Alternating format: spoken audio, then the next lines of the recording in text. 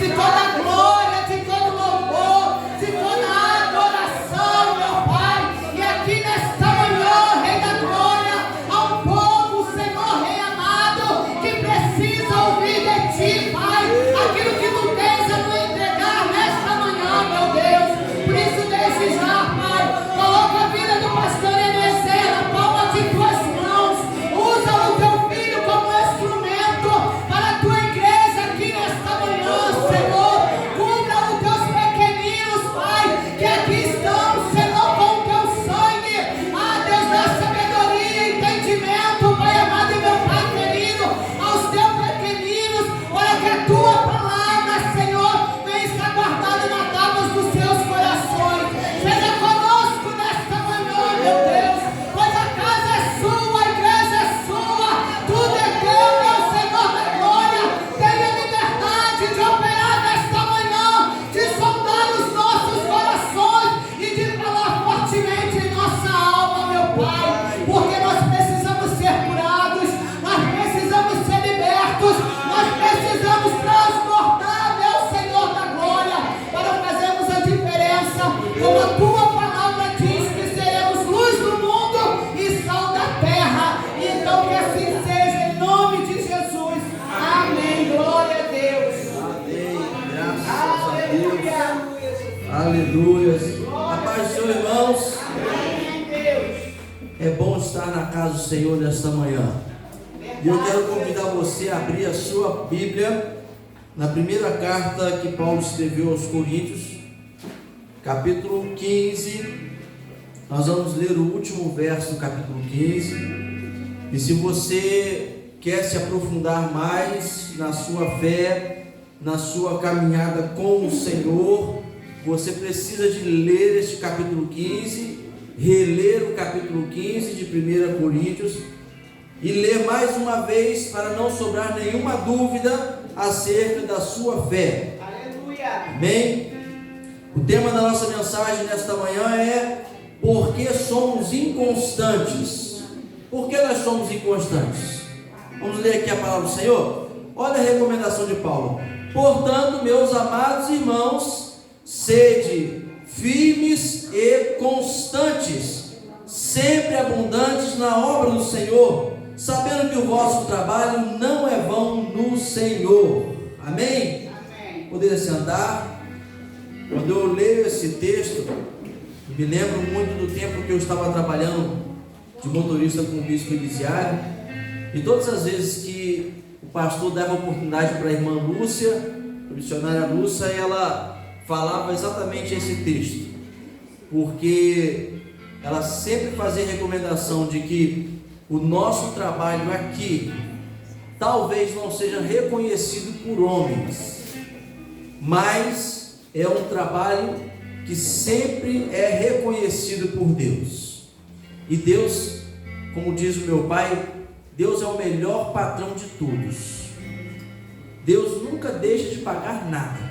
Se você trabalhou para o Senhor, do Senhor você vai receber o bom valor do seu trabalho.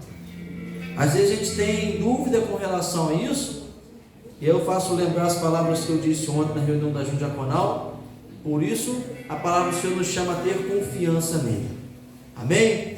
Mas irmãos, o apóstolo Paulo está fazendo aqui uma recomendação diante da vitória.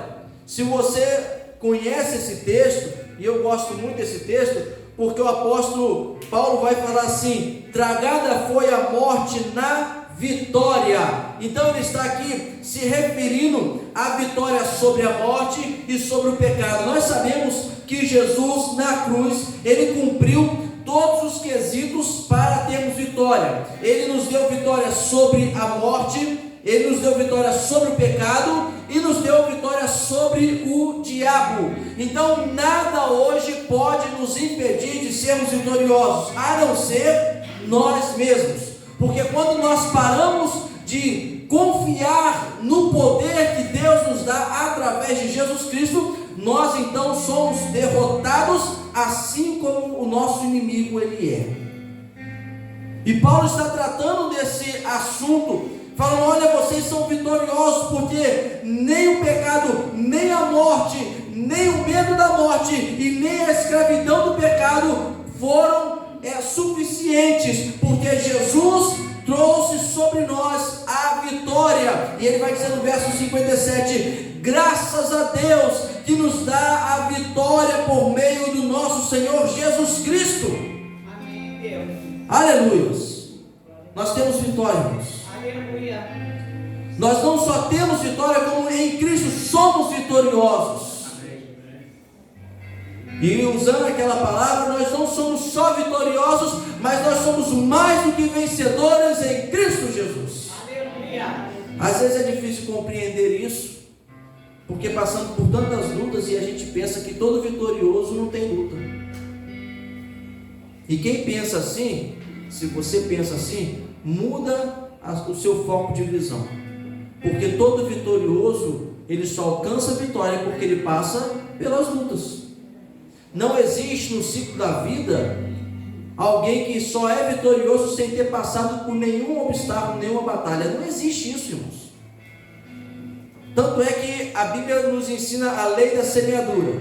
O que é você semear? É quando você tem o trabalho de ir lá e plantar. Se você ficar sonhando, a Bíblia fala, se você fica aí como sonhadores, devagando, dormindo, passando o tempo, quando chegar na hora que precisar, não espere que a bênção vai cair no céu, porque a única coisa que, eu vou afirmar, a única coisa que cai no céu é chuva, e às vezes vem o granizo, e às vezes é granizo, e às vezes é granizo, mesmo granizo, ainda bem que está só vou editar, tem que cortar depois. Vem do céu essas pedras de gelo, pronto, não tem nada. Ou senão, nós ouvimos aí quando o vulcão entra em erupção, aquela fumaça, aquele enxofre, aquilo que sai do vulcão, ele voa e vem e cai sobre a terra. Então não espere que algumas coisas vão cair do céu, porque não vão, se nós não fizermos o nosso trabalho, se nós não entendermos que nós em Cristo somos vitoriosos, mas para mantermos essa vitória, para nós ficarmos constantes nessas vitórias, nós precisamos seguir o que Paulo está recomendando nesse último verso. Ele vem falando aqui, se você ler o capítulo 15, ele vem falando sobre a fé, sobre o evangelho, sobre ficar firme, sobre você entender que se você não crê nisso, em vão é a sua fé, em vão seria a morte de Cristo.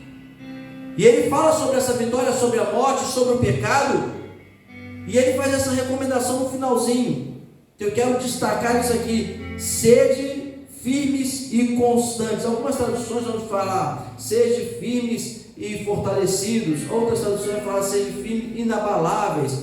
Algumas traduções vão dizer, eu peguei essa aqui que é Almeida Corrigida Fiel, que vai trazer essa palavra em especial: sedes firmes e constantes, sempre abundantes na obra do Senhor. E firmes é uma pessoa firme, é uma pessoa que se torna ou fica firme, resistente, sólido. Sabe o que é uma pessoa firme, irmãos? É uma pessoa que quando um carro vem desgovernado e bate, se ele é um poste, ele quebra e cai. Agora, se ele é uma árvore, o carro afunda todo nele e nem só dá aquelas raladinhas na árvore. Você já ouviu falar sobre isso? Se você tiver com uma velocidade no seu carro e por algum acaso você ainda tiver a opção de bater, porque a opção é melhor não bater, mas você tem a opção de bater, você tem um poste, tem uma árvore, bate no poste, porque o poste vai quebrar e você não vai morrer. Agora, se você bater na árvore, você vai afundar o carro todinho e você morre esmagado, porque a árvore nem se mexe. Isso é ser firme.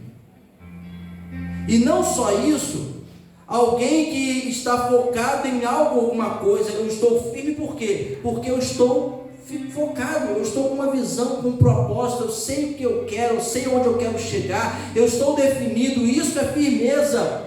Mas a palavra constância, mesmo sendo aqui um adjetivo juntamente com firme, ele projeta não só firmeza, mas a perseverança, e é apresentada nesse contexto, ser firme e constante, quem não para, quem não tem interrupção, pessoa contínua. pessoa que é constante. E aqui eu quero destacar o fracasso de muitos cristãos. A nossa tendência é nos tornar inconstantes. Por que nos tornamos inconstantes? Porque perdemos a firmeza, perdemos o foco, e nós nos tornamos inconstantes com as coisas de Deus, porque nós paramos de crer nas coisas de Deus. Sabe, irmãos, começamos bem, firmes, uma fé inabalável, uma fé praticamente sobrenatural. Você já viu aquela pessoa que entra na igreja e ela começa a crer e crê com uma firmeza tão grande que o milagre vem sobre ela e ela sai daqui curada, liberta, abençoado? E às vezes nós vemos crentes que estão passando por problemas, muito tempo de crente, mas o problema parece que não sai, mesmo a palavra falando assim: olha, nós somos vitoriosos em Cristo Jesus, porque essa pessoa não está constante, porque essa pessoa perdeu o seu foco. Mas quando nós percebemos essa caminhada em Cristo, nós vamos entender que a constância é uma exigência para sermos vitoriosos diante das lutas que enfrentamos. Eu achei muito interessante a colocação do pastor Ricardo Godin sobre constância. Ele vai falar o seguinte: se é só ela ajuda a completar aquilo que iniciamos, a constância não nos dá apenas iniciativa, com ela temos a terminativa. Que ele está dizendo o seguinte: nós, com a constância, quando fala assim constância, parece até o nome de uma pessoa, né? Constância. Não, essa constância não é pessoa, não, é um adjetivo que nós precisamos ter na nossa vida cristã. Quando nós começamos alguma coisa, nós começamos constantes, nós estamos sempre fazendo. Mas se nós não mantivermos essa constância, essa firmeza, nós não vamos terminar aquilo que nós começamos. E a vida cristã é pautada pela constância, pela continuidade da fé, pelo amor, pela santidade, pela busca do Espírito Santo, pela intimidade com aquele que é a vida. Na quinta-feira o Bruno estava pregando, falando sobre intimidade, e ele falou sobre isso, que nós precisamos buscar a Deus.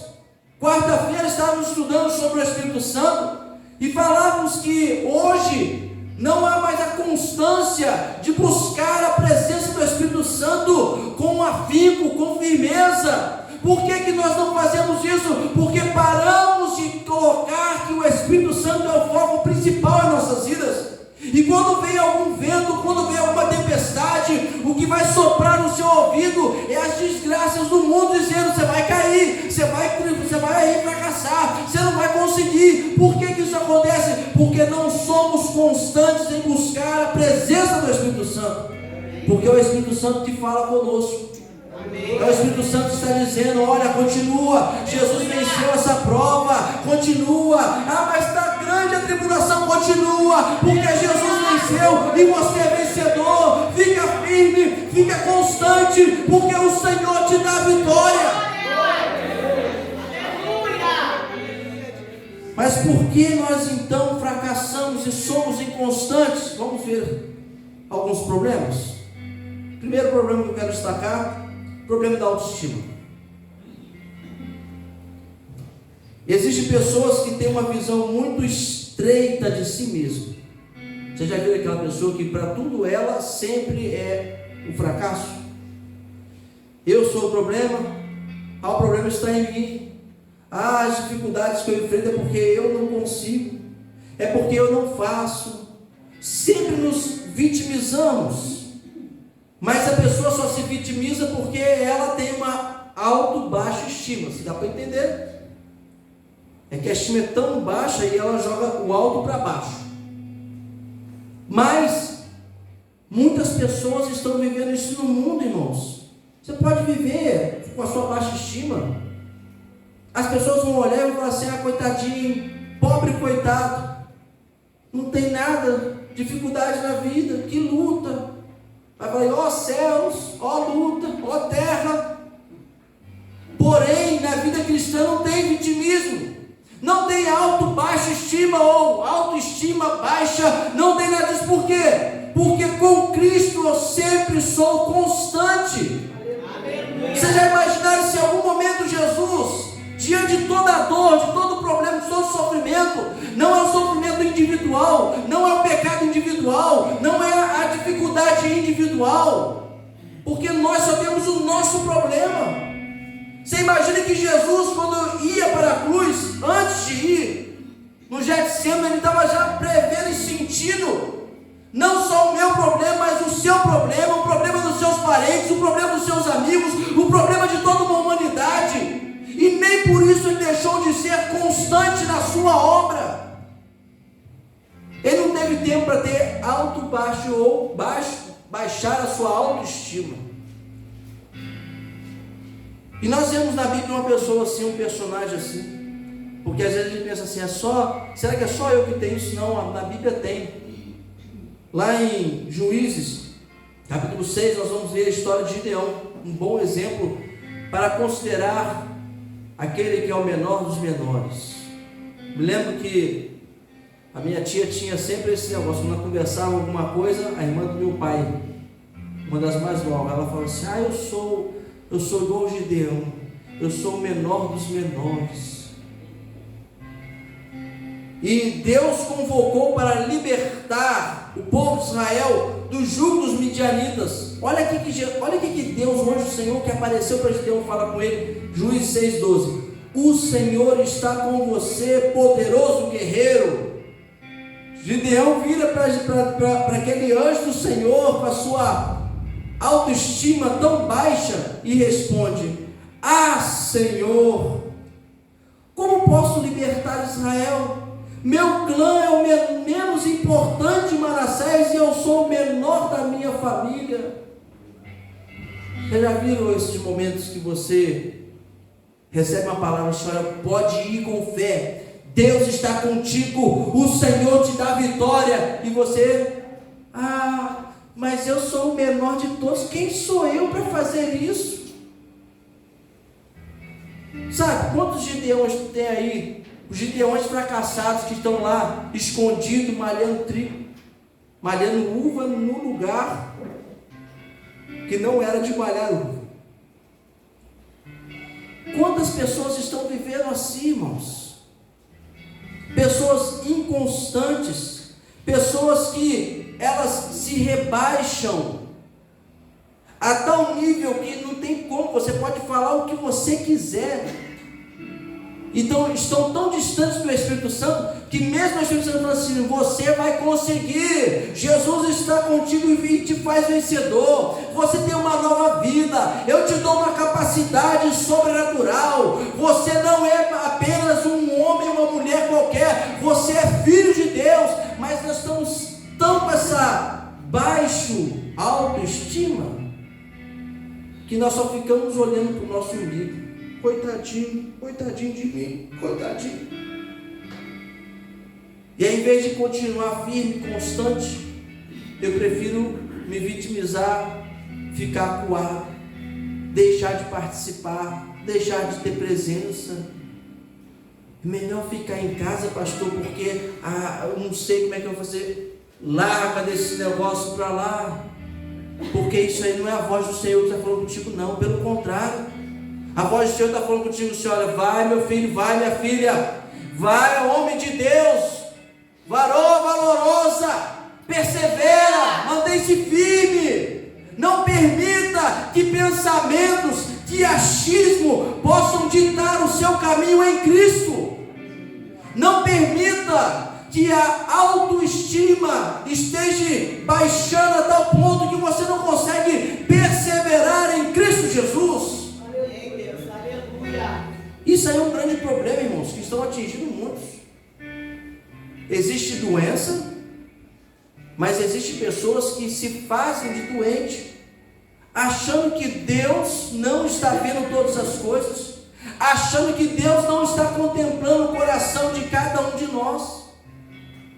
Eu vou fazer isso aqui porque o pastor, o presbítero, o irmãozinho, a irmãzinha lá, eles vão orar, eles vão fazer, eles vão correr atrás. achando que Deus não está contemplando o coração para poder saber que aquilo ali não tem nada de doença, mas sim uma tal de baixa autoestima imposta sobre nós mesmos. Eu coloquei isso sobre mim. Nós precisamos vigiar com isso, irmãos. Precisamos vigiar muito com relação a isso. E isso é muito fácil. Quer ver um exemplo que isso aqui é muito fácil? Como nos atinge? Alguém pede, pode fazer tal coisa assim? Posso, pode deixar que eu vou fazer. Ele vai lá, você faz, capricha, faz. Quando chega assim, as pessoas, oh, glória a Deus, louvado seja Deus. Ô irmão, muito bem, mas graças a Deus o Senhor é bom. Aí a pessoa, em vez de entender que aquilo que ela fez foi para o Senhor, ela fica achando que aquilo foi para ela. E já viu como é que a frustração, ela diminui a nossa autoestima? É porque não falaram nem para me agradecer, nem para se curvar diante de mim e falar assim, muito obrigado pelo seu trabalho, muito obrigado porque você foi muito bom. Aí a pessoa bota aquilo no coração achando que ela fez grandes coisas e vive frustrada. A autoestima fica baixa e temos aí um grande problema de constância. Mas o segundo problema que nós podemos destacar é o problema da desistência, que também faz parte da nossa vida de sermos firmes e constantes na presença do Senhor. Por que eu falo desistência? Porque tem pessoas que são igual a Coca-Cola. Eu usei esse exemplo porque a Coca-Cola, ela tem uma pressão na hora que abre, mas é rapidinha. Acabou. Já viram esse tipo de pessoa? Você pede fazer alguma coisa, você quer, o Senhor falou assim, vai lá e faz tal coisa. Aí eu vou, pode deixar, Senhor, conta comigo. Aí não, Senhor. Aí começa, não vou fazer isso não, vou ficar me olhando. Será que isso é mesmo? Será que isso é de Deus? Será que realmente vai acontecer alguma coisa? E se não acontecer, eles vão falar o que é de mim? Não. E simplesmente deixa para lá. Desisto. É muito fácil. Quantos desistem antes do tempo? Jesus já te chamou para morar com Ele no céu? Alguém aqui já ouviu o Senhor falando assim, vem meu filho, vem morar comigo no céu? Alguém ouviu? Ninguém ouviu? Então você não pode desistir da sua caminhada com Cristo não. Porque se esse é o alvo, não pode desistir. Podemos dizer que Enoque ouviu. Tanto é que na hora que ele ouviu, ele foi embora. Podemos dizer que Elias, ele já ouviu. Porque na hora preparada ele foi embora. Então nós precisamos estar atentos para não desistir da nossa caminhada. Amém, Deus. Irmãos, uma frase que eu li que diz o seguinte: a grande jornada da vida exige unicamente que não desistamos de viajar.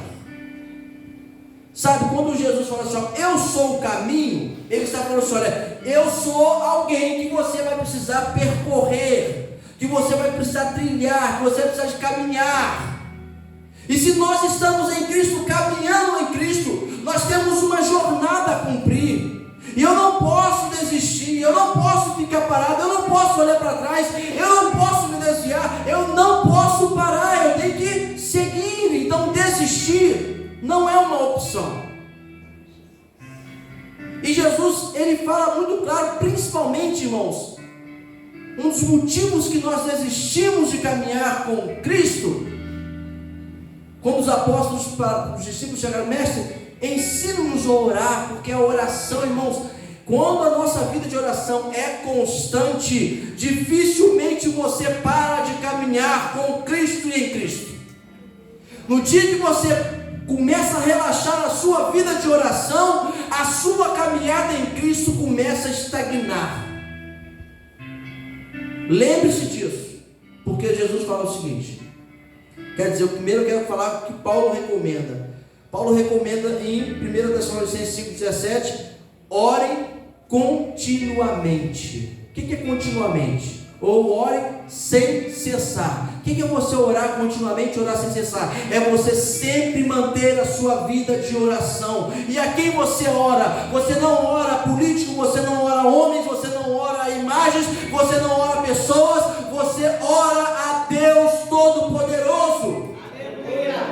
Esse foi o início da oração que Jesus ensinou. Pai nosso, Ele está onde? Está aqui na terra, está do seu lado aí, sentado na cadeira aqui? Não. Pai nosso está nos céus. Quem está aqui conosco? O Espírito Santo, na pessoa de Jesus Cristo, dentro de nós. Mas o Pai nosso está onde? Nos céus. Santificado. Ele não é qualquer um. Ele não tem pecado, Ele não tem imundícia. Ele é santo. Está dizendo só, santificado seja o seu nome. Está dizendo só, cuidado com o que você vai falar com Deus, porque Ele é santo. Então, vida de oração é manter contato com aquele que é santo. E o Jesus vai dizer a parábola da viúva, é a parábola que ensina o que nós precisamos fazer com relação à nossa constância. Lucas 18, verso 1, uma parábola para mostrar-lhes que eles deviam orar sempre e nunca desanimar. Quem não desanima não desiste. Quem não para não tem tempo para poder ficar olhando para as paisagens, para o além, para o ontem. Jesus está dizendo isso aqui porque aquela viúva, ela tinha tudo para desistir de alcançar o seu juízo. E o juízo que ela queria era algo favorável a ela. Mas Jesus está dizendo assim, ó, ela tinha tudo o contrário. Era uma mulher viúva, para aquela época era algo que não tinha nenhum conceito, nenhum valor, nenhuma expressão. E aí ele vai falar, o juiz era iníquo, um cargo que para julgar, que não temia a Deus e não se importava com homens. E aqui eu estou fazendo alusão a nada, eu estou falando o que Jesus falou na Bíblia, tá? Ele diz que é um homem de mau caráter. O homem iníquo, quer dizer, o homem perverso, o homem que não tinha um senso de justiça para julgar qualquer causa possível. Então essa mulher, ela tinha tudo para fazer o quê? Eu não vou nem mais procurar esse homem não, porque esse homem é tão ruim que não vai acontecer nada. Mas Jesus, ele fala assim, olha, mesmo diante daquilo que parecia ser improvável, ela não desistiu, ela foi, ela persistiu, ela não deixou de buscar justiça, e todos os dias ela incomodava aquele juiz, todos os dias aquele juiz estava lá, no seu momento de julgar, levantava, ô senhor juiz, julga a minha causa por favor. E na primeira vez, provavelmente, ele falou assim, ó, fica quieta aí mulher, quem é você para falar aqui? Cala a boca, fica quieta aí. No outro dia, ô senhor juiz, julga a minha causa por favor. Ó, manda calar aquela mulher lá, segura ela, manda, tira ela aqui. Outro dia, ô senhor juiz, julga a minha causa por favor. Para muitos, iam falar assim, uma mulher chata, inconveniente, pessoa desagradável. Não é isso aí que você ouve no mundo? Pessoa desagradável, está aqui falando de Jesus na fila. Eu já não quero isso. Ele não quer porque ele não sabe o que ele está perdendo, ele não sabe para onde ele está indo. Aí a gente fica colocando aqui no coração, não, eu vou até parar de falar de Jesus, eu vou até parar de falar da minha vida em Cristo, da minha vida de vitória. Eu vou desistir disso, porque parece que as pessoas não querem ouvir. Que nada, irmãos, eles estão desesperados. Porque eles já desistiram da vida, porque eles não sabem o que vai ser da vida, eles acham que na morte acaba tudo, e nós precisamos manter firme, constante a nossa vida de fé. E Jesus fala no verso 7, Lucas 18, acaso Deus não fará justiça aos seus escolhidos que clamam a Ele dia e noite? Se você não está alcançando alguma vitória, meu irmão, minha irmã, a sua vida de oração com certeza está paralisada. Se não vou dizer que está por um fio para você desistir.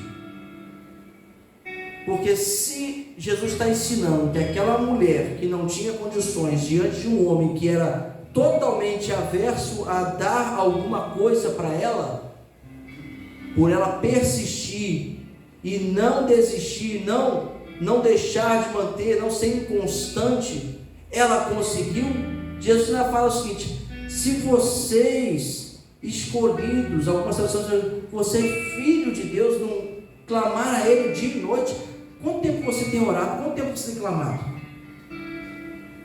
É mais fácil desistir, né? Ah, Deus não quis, não.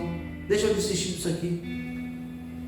Não desista, porque a oração nos aproxima de Deus. A oração nos aperfeiçoa. A oração gera intimidade com o Senhor. A oração move o céu a nosso favor. A oração confirma a nossa fé. Quanto tempo de oração você tem gastado para ser uma pessoa, um cristão constante na presença do Senhor? Não deixe a desistência paralisar sua vida de vitória em Jesus Cristo, principalmente a vitória que Jesus alcançou na cruz, irmãos. Não deixe que o pecado venha ditar os seus passos. Não desista para o pecado. O que o Bruno falou quinta-feira aqui é uma grande realidade. Ele testemunhou aqui um momento que ele falou assim: olha, eu pecava e eu começava a ficar com vergonha de pedir perdão para Deus. Sabe, porque a gente desiste, a gente perde para o pecado. Ah, porque Senhor, eu peco, esse mesmo pecado, passa uma semana, 2 semanas, eu peco de novo. E é mais fácil desistir de pedir perdão. E quando a gente desiste de pedir perdão, a gente desistiu da vida em Cristo. Quem ouviu aqui a reflexão de terça-feira sobre a ofensa? Ouviram, os irmãos ouviram a reflexão sobre a ofensa? Jesus no final da oração está dizendo: se você não souber perdoar as ofensas uns dos outros, Deus não vai perdoar a sua ofensa não, Deus não vai perdoar o seu pecado não. Ah, pastor, mas esse pecado, larga a mão desse pecado. Ele disse como que ele venceu o pecado. Então pense o seguinte: se ele consegue, se eu consigo, se os seus irmãos conseguem, você também consegue. Amém. Basta você crer e comece a orar: Senhor, me livra desse pecado. Senhor, não permita que eu tenha mais desejo por esse pecado. Não permita que eu tenha mais fome por esse pecado. Não permita, Senhor, tira esse mal de mim, Senhor. Mas não desista da sua vida com o Senhor. Terceiro e último problema é o problema do cansaço. E aqui, irmãos, quando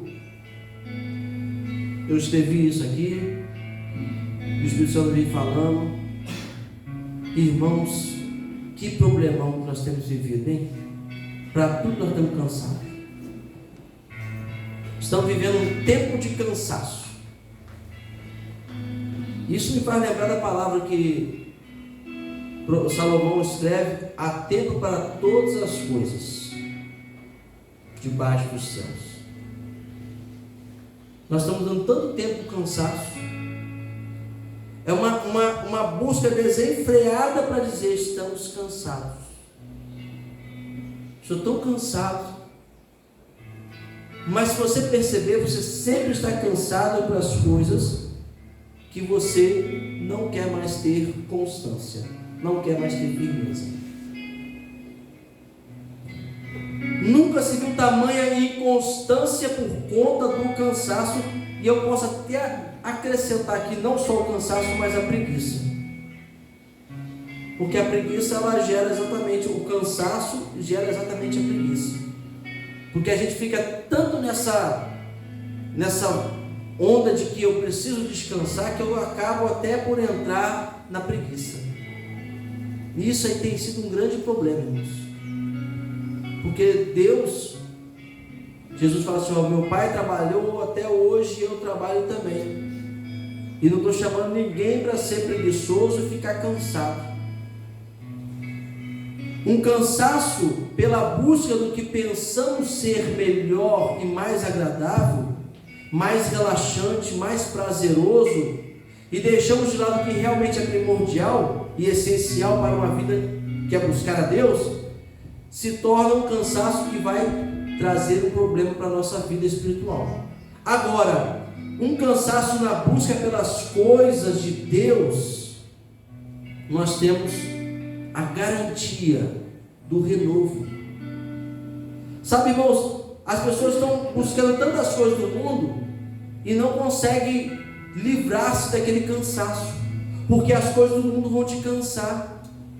Se você é uma pessoa espiritual, as coisas materiais, as coisas deste mundo vão te cansar, com certeza. Elas vão te agredir fisicamente, elas vão te impedir de caminhar, porque a sua ambição, o seu desejo está tão grande em focar naquilo ali, e aquilo ali, o retorno que ele vai te dar, não vai trazer o refrigério, o descanso que você precisa. Por isso que nós, ao entendermos que quando trabalhamos para o Senhor, nós temos todas as garantias, muito maiores do que qualquer garantia que o mundo te dá, porque isso é verdade até mesmo para a questão do cansaço físico. Tem pessoas que trabalham de segunda a sábado, aí fala assim, eu tenho domingo. O que o mundo fala? Você tem o quê? O domingo para descansar, não é isso? Aí tem pessoas que trabalham no mercado, trabalham de domingo a domingo, aí eles tiram qualquer dia lá, seja uma segunda, seja uma quarta, seja uma quinta, seja uma sexta, sei lá qual dia. Aí esse dia é para descanso. Eu pergunto para vocês, nesse dia você fala que é para descanso? De jeito nenhum. Você fica preso lá 6 dias, no 7º dia, o que a gente quer fazer? Não, eu tenho que sair, não, eu tenho que fazer tal coisa, eu tenho que visitar fulano, eu tenho que ir tal, resolver tal coisa. Não é para descanso. A gente fica se iludindo, pensando, é para descanso. Não é para descanso. Aí Deus manda você fazer alguma coisa e fala assim, olha, vai lá, faz isso, porque eu sou contigo, meu filho, minha filha, pode fazer, porque eu sou a sua força. Ah, mas vou ficar tão cansado, depois eu tenho que trabalhar no outro dia. Quero ler para você Isaías. Abra sua Bíblia comigo aí, Isaías 40, verso 28 ao verso 31, porque isso aqui é de muita importância. Porque isso aqui só acontece com aqueles que se propõem a trabalhar, a fazer as coisas, a se esforçar para o Senhor. Isaías 40, verso 28, verso 31, nós vamos caminhando para o final, e eu quero que você marque esse texto, porque toda vez que você cansar, essa precisa ser a sua oração. Isaías 40, verso 28 diz, será que você não sabe? Nunca ouviu falar? O Senhor é o Deus eterno, o Criador de todas as coisas. Ele não se cansa nem fica exausto. Sua sabedoria é insondável. Ele fortalece quem, irmãos? E dá grande vigor ao que está sem força. Olha aí, está cansado? Está sem força?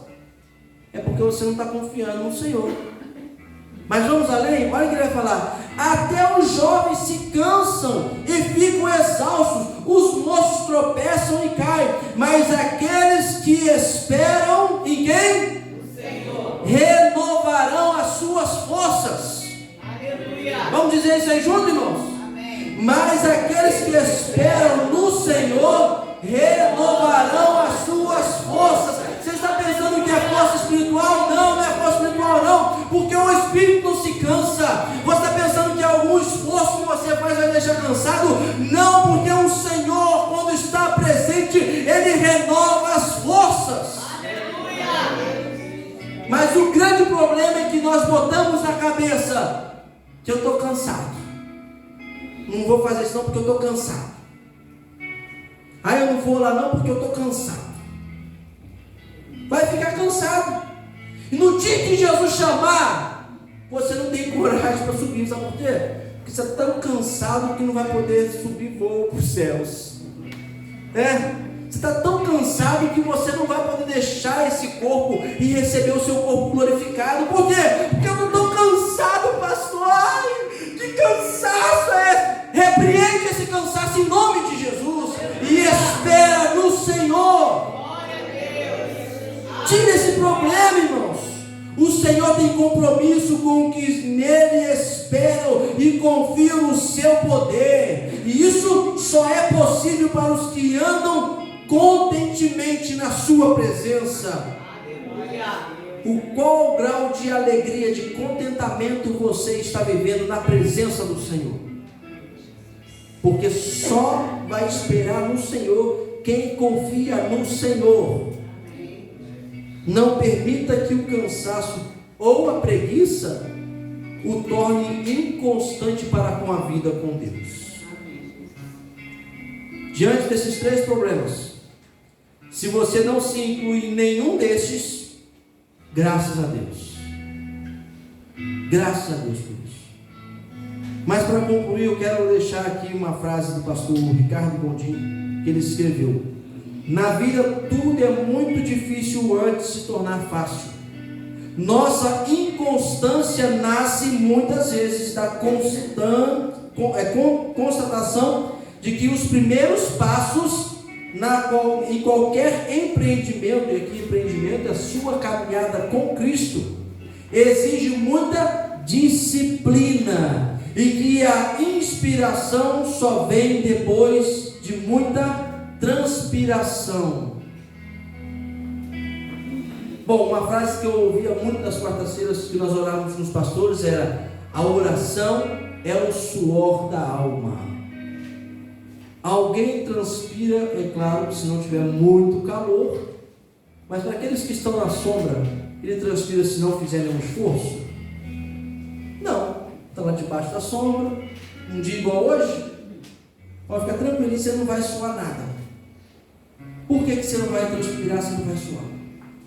Porque você não está fazendo nenhum exercício, nenhum esforço.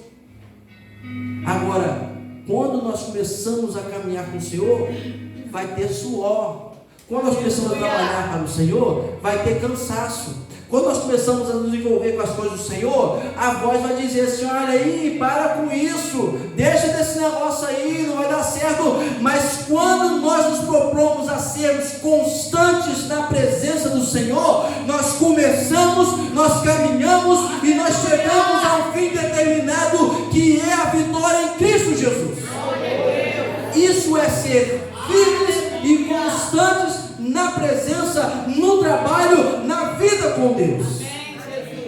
Se você não tem sido isso, se na nossa caminhada em Cristo nós temos mais ficado abatidos por causa das aflições, das lutas, das barreiras, olha quanta desgraça que tem: aflições, lutas, barreiras, problemas, preguiça, cansaço, tem tanta coisa, irmãos. Mas o que Paulo está recomendando para nós é que nós precisamos nos manter firmes. Isso aí, gostei, Sueli. Nós precisamos nos manter firmes. Vamos lá, gente. Essa firmeza está fraca. Nós precisamos nos manter firmes e constantes. Aleluia. E o texto diz mais: sempre abundantes.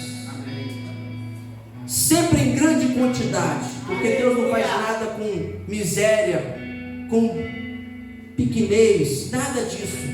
Deus faz coisas com abundância. Olhe para a multiplicação dos pães. Nas 2 multiplicações dos pães que nós constatamos na Bíblia que Jesus fez, foi certinho, foi só aquilo que necessitava. Sobrou, e muito mais do que estava dando no início. Quando nós olhamos para o Antigo Testamento, quando aquela mulher, aquela viúva chega para Elias e entrega a único massa de bolo que tinha, o único bolinho que tinha lá. Depois disso aí, faltou bolo na casa daquela viúva? Não. Por quê? Porque houve a presença, a abundância do Senhor. Aleluia. Aquela outra mulher falou para Eliseu: ô profeta Eliseu, o meu marido servia ao Senhor, caminhava contigo, agora estou em dívida, eu não quero levar meus filhos. O que você tem lá, mulher? Eu tenho azeite, então arruma, vai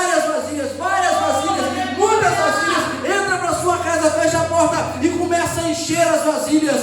Irmãos, enquanto tinha vasilhas que estavam vazias, o azeite estava jorrando, porque em Deus há abundância.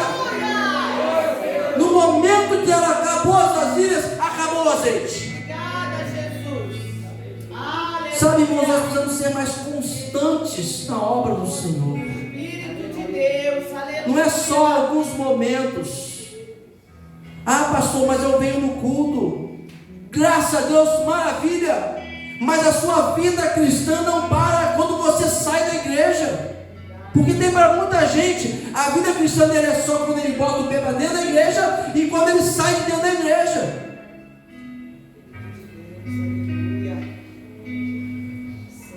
Vamos ler o texto também que nos fala muito sobre isso. Salmo 126, versos 5 e 6. Aqueles que semeiam com lágrimas, com cantos de alegria colherão. Aquele que sai chorando enquanto lança semente, voltará com cantos de alegria, trazendo seus feixes ou molhos. Sabe, irmãos, nesse texto confirma que nem sempre a vida cristã vai ser um mar de rosa igual pintam aí. Tire isso da sua cabeça de que achar que porque você é filho de Deus, você tem que ter tudo que acha que você precisa. Não, Deus vai te dar tudo que é necessário e tudo que vai glorificar o nome dele. Lembre-se disso. Você, nós somos filhos de Deus. Muito bem, mas a honra, a glória pertence somente a Ele. Somente a Ele. E enquanto estamos nessa terra, nós estamos sujeitos aos padrões que essa terra exige. Trabalhe e faz uma delas. E se você não gostou disso aí, quando você chegar no céu e achar o Adão lá, você fala com ele, reclama com ele. É com Adão, não adianta nem falar com Eva. E vou dizer mais, nem adianta reclamar com a serpente, porque ela vai estar no inferno, a não ser que você, alguém aqui, se habilite ou se propõe a ir lá conversar com ela, ela vai ficar lá. Então eu recomendo. Chegou no céu, achou Adão, meu filho Adão, por que você fez isso aí com a gente? Mas já está feito. Se já está feito, está no padrão da terra, o que você tem que fazer? O que nós precisamos fazer? Vamos trabalhar, vamos caminhando. Mas vai ter luta? Vai, chora, pode chorar. Vai lançando semente chorando. Você vai regando. O chão que está passando, você vai regando com as lágrimas. Irmãos, lágrimas para Deus é coisa maravilhosa. Porque aqueles que choram para o Senhor, irmãos, alcançam grandes coisas. Uma vez eu ouvi o pastor Eliseu Gomes pregando, falando sobre isso. Ele falou assim: olha, quem chora para o Senhor, irmãos, tem coisas maravilhosas para contar. Porque o choro move o coração de Deus. Porque a gente chora orando, né? A gente ora chorando. Lembra da oração de Ana? Ana chorava. Ela ia falar mais o quê? Senhor, eu estou aflita porque não consigo gerar um filho para o meu marido. Senhor, eu estou aflita, já não tinha mais. A Bíblia fala que ela só mexia a boca e chorava. A tal ponto que o profeta, o sacerdote, achou que ela estava embriagada. Mas ela estava chorando ao Senhor. Aí eu pergunto mais uma vez: Ana teve só um filhinho? Irmãos, vamos trabalhar com o Senhor, como diz o final do texto, sabendo que no Senhor o trabalho de vocês não é vão. Não é vão. Talvez seu patrão no mundo aí falou assim: olha, eu vou te dar 2 salários no final do mês. Você fica todo feliz, trabalha o mês todo. Chega no final do mês, você vê que 2 salários já não resolve mais o seu problema, o seu suposto problema. Aí o Senhor toca em você e fala assim: meu filho, dedica um pouquinho na vida de oração, confia mais em mim. Para fazer isso, leia a palavra, medite na palavra que eu tenho para você, e se disponha a abrir a sua boca para evangelizar, para alcançar vidas. Mesmo que em alguns momentos as pessoas vão falar que você é inconveniente, mesmo que em alguns momentos você vai ficar frustrado, não deixa isso te abater. Mesmo que em alguns momentos vai parecer que é muito difícil, não desista. Mesmo que em alguns momentos você está extremamente cansado porque você trabalhou o dia todo, mas vem aqui, faz aqui, porque na hora que você fizer, eu venho sobre você e renovo as suas forças. E não só renovo as suas forças, como eu vou te dar muito mais do que você está pedindo ou pensando, porque eu sou Deus para fazer grandes coisas. Então, irmãos, seja um homem ou uma mulher vitorioso. Ande como vitoriosos. E o vitorioso, ele sabe que tem lutas. Quer ver um grande exemplo? Se ele precisasse jogar bola hoje, ele não jogaria. Se ele tivesse a escolha, Neymar precisa jogar bola, ele não precisa mais. O tanto dinheiro que ele tem, um salário dele talvez seja o dinheiro que nós, na nossa vida toda, vamos trabalhar e talvez não vai ganhar. Eu pergunto, ele precisa de trabalhar? Não. Por que então ele joga bola, ele joga na seleção, ele joga lá, ele corre atrás? Por que ele faz isso? Porque ele quer ser vitorioso. Então ele luta para isso. Qual é a maneira que ele luta? Ele joga bola, ele corre atrás de bola, ele toma chute dos outros, ele toma carrinho dos outros. Não é assim? Alguém chega e empurra ele por trás, outros vêm dar um cascudo, um tapa na cabeça dele, xinga ele tudo quanto é nome, ele levanta bravão, xinga também, empurra, faz, mas ele é franzino. Aí o cara vem aquele grandão e puf, derruba ele. O que ele faz? Fica lá caído, não tem mais, vamos embora, nunca mais quero jogar. Mas isso que ele faz? Por que ele faz isso? Ele não precisa de dinheiro. Então, se não é uma questão de dinheiro, porque ele quer ser vitorioso, porque ele não tem uma Copa do Mundo no nome dele, porque ele não tem um título talvez lá que ainda não está com o nome dele. Então o que ele está buscando? Ele está buscando vitória, ele trabalha para isso. Deus nos deu vitória, mas nós temos que trabalhar também para Ele. Então trabalhe, não desista não. Seja constante. Amém? Vamos orar? Vamos colocar de pé. Pai, nós queremos nesta hora nos colocar diante de Ti, pedindo misericórdia e pedindo para que a Tua graça esteja sobre nós. Porque muitas vezes nós temos sido inconstantes, ó Pai. Muitas vezes nós temos deixado, ó Deus, de mantermos a nossa fé firme naquele que é o autor e consumador da fé. Muitas vezes nós temos desviado o seu foco. Muitas vezes estamos cansados, desistimos. Muitas vezes estamos mais aprisionados com as nossas emoções e sentimentos que nós deixamos de trabalhar para o Senhor. E com isso, ó Pai, nos fragilizamos. Senhor, tenha misericórdia de nós que nesta manhã temos a oportunidade de termos a nossa fé avivada, animada. Temos a oportunidade de ouvir a Tua palavra e cremos que o Teu Espírito Santo está lançando sobre cada ouvido, sobre cada mente e coração agora a clareza, o entendimento, a disposição para fazermos a Tua obra até o dia em que o Senhor nos chamar, e que não seremos só vitoriosos, seremos triunfantes em terra. Porque não há nada mais glorioso do que, Senhor, poder estar contigo e podemos viver esta vida eterna contigo. Mas para isso, ó Pai, ajuda-nos a não desistir, ajuda-nos a nos mantermos firmes e constantes na Tua obra, sempre abundantes para o Senhor, ó Pai. E que essa igreja, com o Senhor, os irmãos que aqui estão, com os Teus filhos que aqui estão, possa frutificar nesta obra, mesmo, Senhor, como nós lemos aqui, que possamos chorar, que possamos, ó Deus, passar por momentos de lutas, mas nós vamos lançando, Senhor, a palavra, e no momento certo, o Senhor estará nos dando a colheita. E nós vamos ver frutos para a Tua glória. Porque é isso, ó Deus, que a Tua palavra diz que é de suma importância para nós. Frutos dignos para a Tua glória. Então, ser conosco, abençoa-nos. É o que nós clamamos e te pedimos em nome de Jesus. Amém. E amém.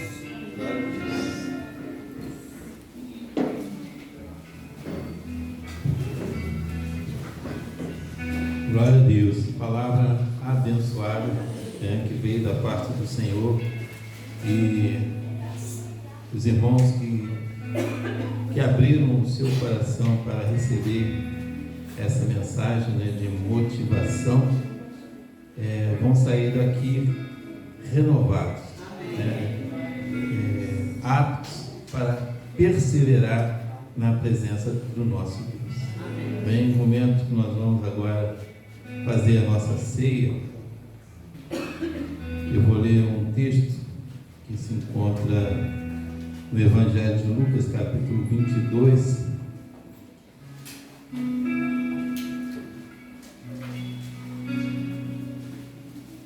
Vou começar a partir do versículo 13. Lucas 22, 13, que diz assim: E indo eles, acharam como lhes havia sido dito e prepararam a Páscoa. E chegada a hora, pôs-se à mesa e com ele os 12 apóstolos. E disse-lhes: Desejei muito comer convosco esta Páscoa, antes que padeça, porque vos digo que não a comerei mais até que ela se cumpra no reino de Deus. E tomando o cálice, e havendo dado graça, disse: Tomai-o e reparti-o entre vós, porque vos digo que já não beberei do fruto da vide, até que venha o reino de Deus. E tomando o pão, e havendo dado graça, partiu e deu-lhe, dizendo: Isto é meu corpo que por vós é dado.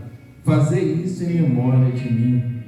Semelhantemente, tomou o cálice depois da ceia, dizendo: Este cálice é o Novo Testamento no meu sangue, que é derramado por vós. E eu destaco aqui o versículo que diz assim: disse-lhes, desejei muito comer convosco esta Páscoa, antes que padeça. O Senhor sabia do que ele ia passar. E ele fala que desejou muito comer a Páscoa com os apóstolos. Desejou muito. Tem uma versão que diz que ele tinha ansiedade por isso, porque ele conhecia, ele sabia o que estava fazendo e ele queria rapidamente nos livrar do domínio do inimigo, do pecado. Por isso que ele ansiava, ele desejava fazer aquilo ali, comer a Páscoa, porque depois da Páscoa ele seria entregue e seria crucificado, como nós conhecemos. E hoje nós estamos aqui para isso, né? Para relembrar aquilo que o Senhor fez por nós ali no Calvário. Se ele não tivesse feito, não tivesse aceitado, né, fazer aquilo que o Senhor tinha dado para ele, né, de morrer na cruz para que os nossos pecados fossem perdoados, hoje nós não estaríamos aqui. Hoje nós não teríamos esperança, não teríamos esperança nenhuma a respeito da vida eterna, de estar junto com o Senhor na eternidade. Hoje é um dia que nós estamos aqui para renovar essa esperança, renovar a aliança que nós temos com o Senhor, a aliança que Ele fez ali quando foi sacrificado. Hoje nós temos livre acesso ao Senhor, nós somos libertos, nós somos salvos, nós somos filhos de Deus. Por quê? Porque nós aceitamos aquele sacrifício, nós cremos que Jesus é o Filho de Deus que veio para que nossos pecados fossem perdoados. Por isso nós estamos aqui, por isso nós devemos dar um grande valor o culto de ceia e a ceia do Senhor.